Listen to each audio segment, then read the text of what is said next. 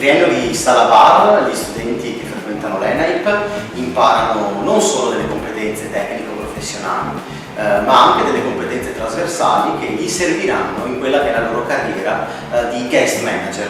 Sì, perché il lavoro di sala bar e di cameriere non è un verbo passivo, è un verbo attivo. Guest manager significa prendersi cura del cliente. Siamo conosciuti per essere la scuola del fare.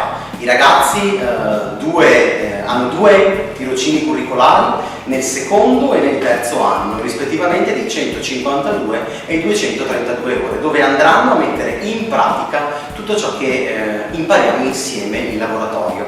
Quindi non solo competenze relazionali, quindi come relazionarsi con il cliente, anche in lingua straniera, inglese e tedesco in primis, ma anche come redigere un menù, quindi considerando tutti quelli che sono gli aspetti nutrizionali e anche di calcolo matematico per il food cost.